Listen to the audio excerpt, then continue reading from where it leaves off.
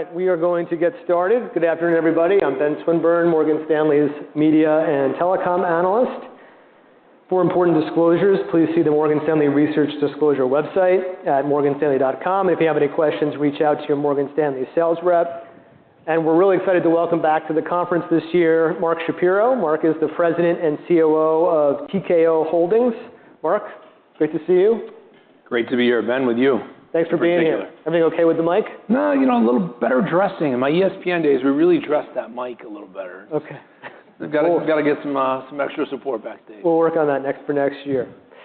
So we're about, 15 months into the life of TKO Holdings, plus or minus, merging the UFC and WWE. Why don't you take a step back and just talk about how the business has performed versus plan and where you see as the biggest opportunity to drive value from here? Yeah, I'll tell you, when we set up here a year ago, same place, same bat channel. Smaller room. Yes, it was smaller room. We've reached the main stage here. Right. I would tell you that, our conviction for the industrial logic behind this merger has only grown with the way the narrative's taken hold in the marketplace, and also given the acquisition of the EDR assets in IMG and On Location and PBR, them coming over. So that's first off. We're coming off 2024 where we've just announced record revenue and record adjusted EBITDA. Our balance sheet's strong. Our net debt sitting at 1.8. We're significant free cash flow. We are looking at EBITDA margins at 46+%. It's to the midpoint of our guidance. Our free cash flow conversion, if you subtract out the one-time payment for the UFC lawsuit and the fees we're paying on the Endeavor Assets acquisition, our free cash flow conversion sits normalized at 60+%. So we're feeling good there. And we have a capital return program that's just taking shape. We will spend $2 billion in the next 3 to 4 years buying back shares, and our dividend program actually launches on March 31st, and that's $75 million a quarter. So sitting good there as you look at the financial profile. At the same time, the experience economy remains strong, and our KPIs are trending in the right direction. So the value of media rights, sports in particular, premium content, sports premium content, has never been higher. And from a live event standpoint, just extraordinary revenue growth last year that drops to the bottom line in a very high margin way. And at the same time, we're seeing strong attendance, we're seeing pricing power, we're seeing site fees, and then you look to 2025, and we've got a UFC renewal in front of us that we feel very, very good about. I mentioned the capital return program. We've got integration savings still to get our arms around. We hit our number of 100 million net savings, bringing UFC and WWE together. We think there's more there. And then, of course, there's more with the acquisition of the Endeavor assets. So all in all, it's a profile we're excited about. We're optimistic, but we've still got a lot of wood to chop. Early days. Yep. So we've, this conference over the years, one of the big themes has always been the movement of sports to streaming, and Netflix in particular. Will they, won't they? Yeah. You're now, you guys are on Netflix, I guess what started early January with Raw and around the world. I know it's early, but can you tell us anything about the impact that distribution model is having on your WWE franchise? Yeah, great question, because it's obviously front and center for us. Yeah. We may have gotten out of the gates in a strong way, but this is a long deal. Look, this is a transformative deal.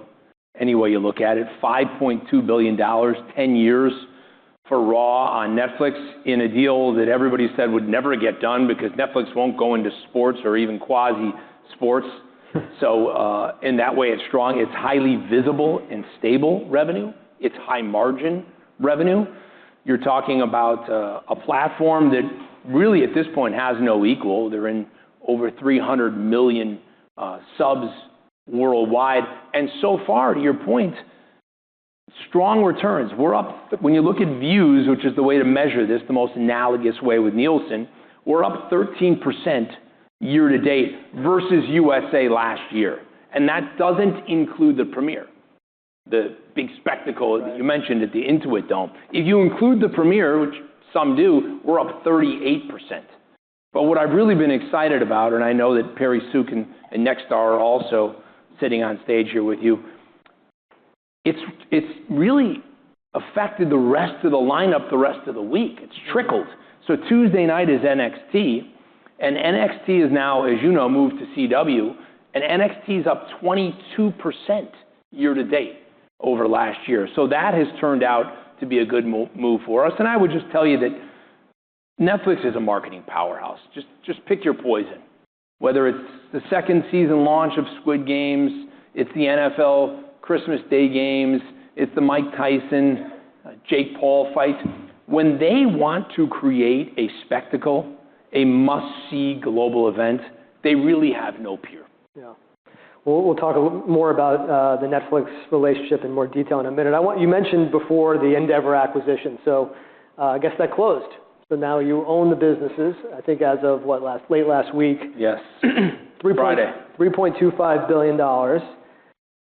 What's the opportunity ahead for these businesses, and why does it make sense to own these along with UFC and WWE? How's it all fit together? Yeah, no, look, it sits and fits right into our wheelhouse. I mean, first of all, it cements our position, our thesis, our objective, our mandate, which is to be, for TKO to be pure play sports. When Endeavor ultimately goes private, Endeavor will be a pure play representation private company. TKO will be pure play sports, period. That's where we want to sit. So it really serves as the foundation for that. It fits strategically right into that conversation. It's also going to be value accretive, which is important. And it underscores our M&A strategy. I mean, when Ari and Andrew Schleimer and myself are looking at opportunities, we want to be disciplined, we want to be selective, but we want to be opportunistic. We talked about where our balance sheet is, and at 1.8 net debt, we probably have room to go to 3 times and still be comfortable. We're significantly free cash flow positive, as we've talked about. So we have room, but we need to be prudent. And it fits right into that strategy of being disciplined yet being opportunistic. These are industry-leading assets. All of them by themselves are industry-leading assets, and I'll give you at least one line on each of them in a second. But that unto itself is a good winner and a good story. But truly, they power the turbo engines that are WWE and UFC. So you name it, live events, global sponsorships, consumer products and licensing, site fees, and of course, media rights, it plays right into it. IMG is by far renowned and known as the global leader in media rights distribution. They have 150 properties that they service year-round around the globe, and that includes, by the way, the UFC. So having them really inside our tent with their capabilities in negotiating, their leverage, their scale, their expertise, their relationships, their market intelligence, and by the way, they're pioneers when it comes to sports production. Huge for us.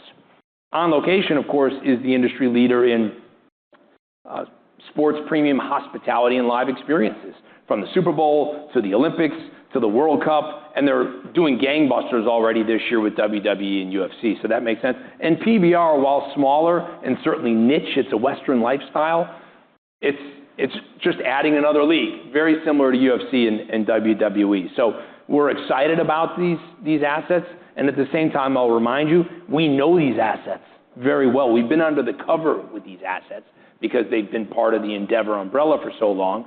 And even if you don't buy all that, keep in mind, 85 to 90% of our adjusted EBITDA annually will still be the turbo engines that are the UFC and WWE. Probably the biggest, I think, proof point on the On Location side will be the LA Olympics. And I just wanted to ask you if your expectation is bullish and that's going to go on as originally planned, because obviously with all the fires, there was definitely some concern that maybe it would have to be altered. Yeah, I would tell you that I think LA is going to be like out of control good for a number of reasons. One, I think it's going to be the LA is back. I mean, they've got time to rebuild, and it's going to be a coming out party sort of at the other end of the spectrum from where the Oscars were last night when they celebrated LA and the pageantry and the history and of course, encourage folks to give back and support the rebuild. But at the same time, President Trump is going to walk out of office with the trophy that is the LA Olympics. That I did it, I brought it back, I was behind it, I put the resources to support, he'll be sitting front and center. I'm a true believer that this will be his Olympics as much as anything else. So when we look at Milan, which is just a year away, we've actually already gone on sale, so go to onlocation.com if you want to buy some packages for the Milan Olympics. But between Milan and LA, we're forecasting to do $2 billion in revenue and $130 million in adjusted EBITDA. So it'll be a good story. More importantly, I think what Paris did for us, and Paris was a challenge because the French are always a challenge. I would tell you that it was proof is in the pudding.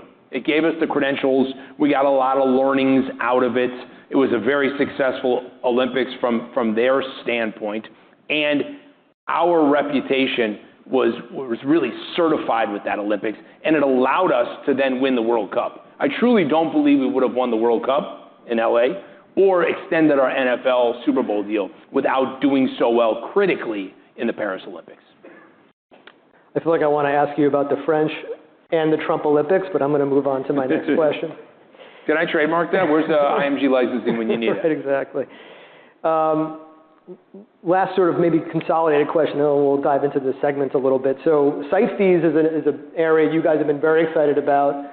Some of the other global sports have made significant amount of money in the site fee opportunity. Can you size that for us? Maybe just help the audience think about what's allowing you guys to view that as a real growth opportunity? Yeah, look, we don't give out specifics, as you know, in terms of guidance on the site fees. But here's the way you want to look at it. And it's very much an F1 strategy, just on steroids. We have, if you want to look at it as with the UFC and WWE, we have 24 marquee events a year. So on the UFC side, it's a monthly pay-per-view. On the WWE side, they were pay-per-views, but since the sale to Peacock, they're called premium live events, PLEs. Now, of those 24, 4 of them are in the Middle East and they're spoken for. So that leaves the other 20 to sell. Now, once you get, and right now we sell roughly about a third of our inventory. Once you get past selling those 20, and they're big events. I mean, Elimination Chamber was a monster win for us this past weekend at WWE. Our numbers were up 40% versus 2 years earlier in Canada. You can't compare to Perth because it was in the morning. But so we're seeing uptake everywhere. Ticket sales, viewership, kind of you name it. And what I would tell you is once you get past selling those 20 and the ratings and the ticket sales are creating real demand for these events, well, then you get into selling Raw every Monday night and SmackDown every Friday night and NXT every Tuesday night. And of course, you've got 30 UFC fight nights that are not the numbered events. So you've got a lot of volume. So over the next 1 to 4 years, there's a lot of opportunity. Now, are they all getting the big numbers of the PLEs or the pay-per-views? No. But nonetheless, we'll get fees for them. And I think there's no better example than the announcement we put out last week, which kind of proves the model of the acquisition of the Endeavor assets right out of the gate, which is at the end of February, I think February 26th it is. We're going to Kansas City, and on Thursday night, you're getting the PBR, and on Saturday night, you're getting the UFC, and on Monday night, you're getting Raw. It's a trifecta. We've already sold the presenting sponsor in VeChain, which is in the crypto space, and we will have really a festival all weekend. You have weigh-ins, you have athlete and superstar signings and appearances. You'll have a fan experience. We can come into these cities, make a lot of hay, a lot of entertainment, sports, impact, bring some real names to these cities. And at the end of the day, that's worth a lot of economic contribution when you look across not just this country, but international. So I'll tell you, live events, as part of the KPIs, really never been hotter. Experience economy really, really strong. But more importantly, the geographies, the DMAs, the local municipalities, they see it and they want it. So, Mark, as you know, the number one focus in the market today is your UFC domestic rights renewal. You're in the last year of an ESPN deal that goes back to 2019. It's a pretty unique structure, ESPN Plus, ESPN, some ABC, pay-per-view model. Can you just talk maybe big picture about, first, your goals in this renewal and how you think about maximizing reach and kind of building the UFC and maximizing revenue, because there can be trade-offs in those things as you approach it? No, we should add you to our strategy team, because that's exactly the way we look at it. Okay. You're balancing the two. And by the way, I've been doing this for 25 years, and when I was running programming at ESPN, it was a similar strategy, right? You want to get the NFL because it's going to bring in big ratings. Yeah. It's going to bring in big advertisers. It's going to keep subs, and meaning retain them. It's the antidote to churn. But it's also going to get signups at the time for cable. But at the same time, you want to keep other sports or produce documentaries or films that maybe aren't going to bring the same kind of ratings or drive the same kind of signups or necessarily be there for retention, but will embolden the brand. And when it comes to the UFC, that's what we balance every day. In fact, our margin, our adjusted EBITDA margin, could be higher if we decided to do less international events, maybe even less domestic touring events of our UFC events, and do them at the Apex in Las Vegas, where we own the arena.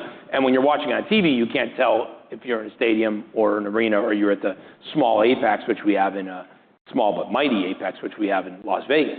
But look, our job is to grow the brand. This is a nascent sport. It's mainstream now, but it's nascent. It's early days. It's turned into a major. But when you compare it to MLB, which has been around 100 years, and NFL, which has been around 100 years, we have a long way to go here. So we have to balance reach, engagement, brand strength with dollars, which, of course, most folks in this room are more focused on. But we're playing a long game here. And that's how we kind of size up our negotiation and the different suitors that are out there. Because there are some folks, some platforms, some channels that would pay more, but aren't necessarily the best fit for our brand. At the end of the day, we have to live for the next deal. Right. So we have to grow our audience, monetize our audience, but make sure we are in the most competitive position so that when this deal is up 7 years from now, 5 years from now, 10 years from now, likely when myself or Ari are long gone, we're set up for success with the next group, the next level. So I'll definitely get beat up if I don't at least ask you this question, so I'm going to ask it anyway. So the press has reported you guys are looking for over $1 billion of annual average value. Don't look surprised. From your new deal. And I'm just wondering if there's a message you'd like to provide to the market around where their expectations should be around AAV and term, or any comment you'd want to provide on that front. No, look, all I would say on this, and this isn't so folks can get hot under the collar or get cold or take it as he's encouraged, he's optimistic, but he's not bullish. Like, you don't have to read between the lines here. It's simple. Of course we're going to maximize value. Of course we think we're undervalued, not because we did a bad deal, because 7 years is a long time and the decks shuffle. But I think that, name your analyst, including yourself, there's a lot out there that went from 1.5 to 1.6 to 1.7 to 1.8 to 1.9. All of a sudden it's like 2.2 with no basis. And I'm not saying we're not going to get 2 times, whatever it might be. But that's generally just word of mouth. That's not coming from the company. And I think people are just looking at, various other leagues and thinking, well, the UFC's hot and growing and diverse and young, and half our audience is 18 to 34, and we're full year round, right? We have no off season. We're taking place every single weekend, and we're growing globally. We're in 170 countries with huge opportunities still for growth. Europe, LATAM, APAC, MENA, all huge areas of opportunistic growth. And they're just thinking the sky's, unlimited here. These guys can go to outer space. But they're also balancing that with reading about MLB and reading about F1. And so, look, I would just tell you there's no early inning information. We cherish our relationship with ESPN and Disney. By the way, they have a lot to do with our success and our growth. And we're in our window, and we're trying to figure out a way with them to renew. And we may or may not come out of the window. We'll see what happens. Does it make sense to continue to have a pay-per-view model? Does it still work in your mind? Yeah, it's interesting. I mean, that certainly, life has changed on the pay-per-view front. In the old days of obviously the cable consortium and DirecTV being such a place for pay-per-view. Look, it works for us, but we are super flexible. Linear, broadcast, streaming, pay-per-view, not pay-per-view. Remember, we own Fight Pass, which is our own proprietary platform. It's for the super combat sports fan. A lot of MMA and wrestling and jiu-jitsu and karate and it's a strong platform unto itself. And we charge a monthly and an annual fee. We like having it to ourselves. We like the proprietary nature of it. But like you saw with the WWE Network years ago with Vince McMahon, if it makes sense to fold it in as part of a deal, we're open to that too. So it's early stages. We want to be a good partner. We want to listen to everyone. We want to be prudent. We want to be patient. But we definitely want to explore so that we can bring our audience, our athletes, our fans, and our shareholders a maximized deal. Makes sense. Sponsorship's been a really nice story for the company overall. I did want to ask you about TKO and sort of the Monster Energy announcement that we just heard about. Are there still categories out there for the UFC in particular that you haven't monetized yet? Yeah, it's interesting. We're in the area of financial services. Well, is there somebody here I can talk to about that? In the area of auto, even some more QSR. We're doing well there as of late, but certainly more that we can do there. Insurance. We really have holes or voids to fill on both WWE and UFC. But you'll see some announcements really in the next 2 weeks on some deals. We're just literally crossing T's and dotting I's that I think will really raise some eyebrows. I mean, we're having great success. The fact that we have an integrated team out there selling the two of these and now adding PBR is incredible, because I'll tell you, the WWE audience is more analogous to the PBR audience than it is the UFC audience. Yeah. So it really puts us in a position where, especially with the UFC and WWE, where we have premium and volume. And I will just tell you historically, especially with my history at ESPN, that's a unicorn, right? That's usually an oxymoron, premium and volume. That's historically been reserved for NBA. It's been reserved for college football. Yeah. But beyond that, you don't usually have the two combining. And that's really what UFC is. Another reason why we feel so strongly about the renewal and the number and level of suitors. But we play it the same way with the advertisers. Big events, premium events, yet at the same time, if you're looking to just get CPMs and get eyeballs and run of shelf, we can do that for you too. Keep in mind, we did last year, if you take out our one Sphere event at the UFC, we did about $314 million in global partnerships or sponsorships, as you refer to them. And we put out guidance for 375 this year. So we're growing at 20+%, and that kind of fits right into our site fee, attendance, ticket sales, pricing power, live events bucket. Yep. All right, let's talk about WWE. I want to ask you about John Cena turning heel, but we don't have enough time for that. That was huge. What a great event. I assume Netflix had that in the contract. Yeah. But I'll tell you this, though, when you're front page on the ESPN app, you're above the fold with that video of The Rock and Cena and right. Cody. You're now making more of a cultural impact than you had historically, especially when it's a competitor that carries the event. So I was excited to see that. I mean, Paul Levesque, Paul and his creative team are second to none, and you'll be you'll be amazed at the surprises that are about to come your way at WrestleMania in Las Vegas. Yeah, no, it feels like this is going to help.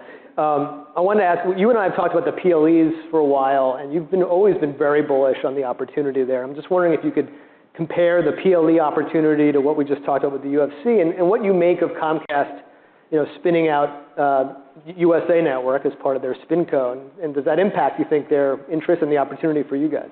No, I think we will get into discussions fairly soon in the next quarter with regard to the PLEs. That deal, just for everyone's edification, comes up early to mid part 26. But our conversations on a renewal will start relatively soon. And in speaking with all the powers that be at Comcast in their overture, they are keen to renew.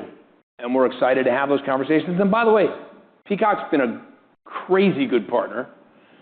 We've been a huge driver of that platform, both in terms of acquisition and retention. And they're making it a priority. I mean, it's clear with all the original programming they're doing, and they're moving, and NFL playoff games, and just their own words and narrative, that's a big part of their growth plan. And so we're keen to renew with them. But at the same time, it might make sense to move elsewhere if the plan, not just the dollars, makes the best sense for the growth of our brand and the property. Yeah. How do you think about the pros and cons of maybe moving those to Netflix, obviously, if it made sense for you guys? Because when we look at it, and knowing Netflix, and they'll be here, I think, tomorrow, they love global rights, right? That's their business. They have these PLEs everywhere but the U.S. So I have to think they'd want them. But do you think about having one partner globally as maybe not that attractive, all else equal, or how do you think about it? I think you hit it on the head. I think that just like the UFC deal, there's a lot of permutations here. Yeah. And I think splitting the package with the UFC is certainly an option, and it may help you on the reach and engagement. But we've really enjoyed being with one home as long as they can hit the price. And ESPN and Disney have been sensational, and they're, like Netflix, extraordinary marketers. When you look at really 12 events, that's what we're talking about here. Yeah. It could be anywhere from 12 to 14. And don't forget, we have some NXT PLEs, too. Right. That sometimes get overlooked, but there's 6 of those. So when you look at that overall package, it's relatively small, so it makes the most sense to keep it at one place. But again, it all depends on supply and demand. And we'll wait to see how that plays out. Look, I'm not programming Netflix. Bella is, but it makes a lot of sense for them to own it all. I'm not selling or pitching that. That's already out on the street. I think it's one of the reasons it's driving the estimates on what we're going to get in the renewal. But there's a lot of folks that are also following the same strategy as Netflix, which is directly from Ted and Bella. We are looking for big events. We are looking not for regular season, but for big events. And boxing has been a great success story for them, and I think will continue to be.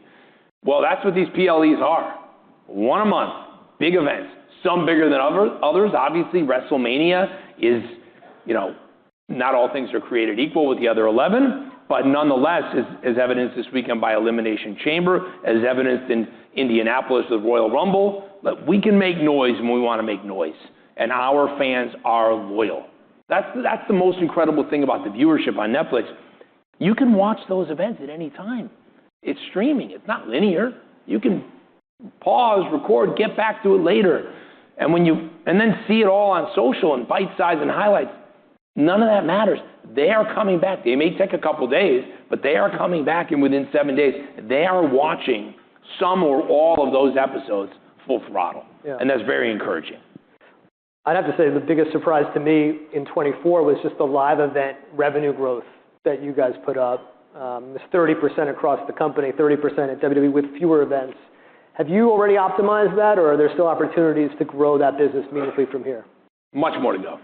Look, WWE has just gotten into the business of dynamic pricing. Yeah. And having dynamic pricing tools.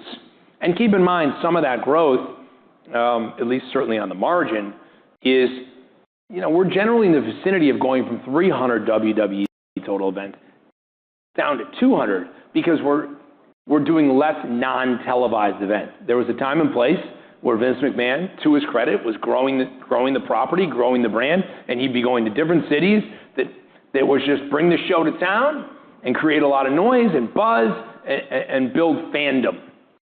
And we're past some of that, so we have the ability to cut some of those off, improve our margin, give our superstars a rest. I mean, this is tough stuff. I know everybody talks about the scripted nature of it, but these are athletes and then some in the ring, and giving them a little breather and getting back to a more manageable number. We're already on every Monday, every Tuesday, every Friday, plus the PLEs. So there's plenty to go around. But that's driving some of it, so I'll make it up. If you had an event in, I'll make it up, Des Moines, Iowa, because I went to the University of Iowa, which is not far from there, and now all of a sudden you don't have it anymore, well, you know what? Maybe you're going to drive to Chicago to see the event. Yeah. And that is really the scarcity that is creating demand, and the demand is giving us more pricing power.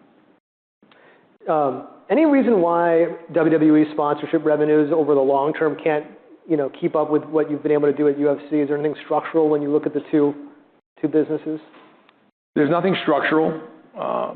It's just very analogous to our UFC days, right? When we bought the UFC, I don't know how many years ago, 2016. Better part of a decade almost. Yeah. They were doing 30 to 40 million of sponsorship. That's it. Wasn't mainstream, wasn't, A-class brands, and struggling to kind of stay at that number. Well, we really professionalized the team. We brought in some heavy hitters. We got really focused, laser focused strategically on social and putting that digital content and media into the sponsorship bucket, if you will. Retail, point of purchase, activation, expanding the rights advertisers could get. And lo and behold, that has grown to where it is today and pushing 375 this year when you include digital and WWE. So, and by the way, that number will get higher come May when we show the profile of the portfolio, the financial plan of the new era of TKO with our new properties and the PBR in there. So the sky's the limit here. I mean, there's real opportunity. We will not be happy until we fill the unsold categories. We've run out of creative ways to use every ounce of inventory you can imagine, and we are playing in the space where the NFL and the NBA are playing. Got it. In the minutes we have left, Mark, I want to talk about capital allocation and sort of your corporate structure. So you mentioned earlier the dividend has been effectively started, I guess paid out in a couple weeks. Talk about your framework for returning capital to shareholders and how you think about the leverage, appetite for the company. Yeah, look, I mentioned our net debt's 1.8, and we're comfortable going to 3. We have no plans to do that at the moment, but I'd say that's where our comfort level sits. Capital return is a priority for the company because it's a priority for our shareholders, and we want to be diversified. We're not here to hoard cash. We know we make a lot of cash. We've asked the investment community to give us time and patience to generate the cash flow that we've spent a lot of time talking about. They've done that, and I think we've proven ourselves to be good stewards of capital. And I know Endeavor suffered from that because we were highly acquisitive and we were moving in a lot of directions and acquisitions by the month, and the puzzle became hard to understand. The model got to be a little convoluted, and we are definitely we learned our lesson there, and we're just more focused here, and we want to keep it as a sports pure play. So as I said, we'll be selective, we'll be disciplined, and we will be opportunistic, but we don't need to pull the trigger if there's nothing to pull the trigger on. And that leaves us ample room, opportunity, and cash to give it back to our shareholders. And we're committed to that, and our board is committed to that. In fact, I see a board member in the stands right here. So, that's a great ending to our conversation, Mark. Anything you'd like to wrap up with? Any predictions for the year you want to leave for us? Any expectations for WrestleMania? John Cena? WrestleMania.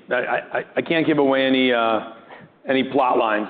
I wouldn't make it off the stage. Somebody from Paul's team would be here to knock me out.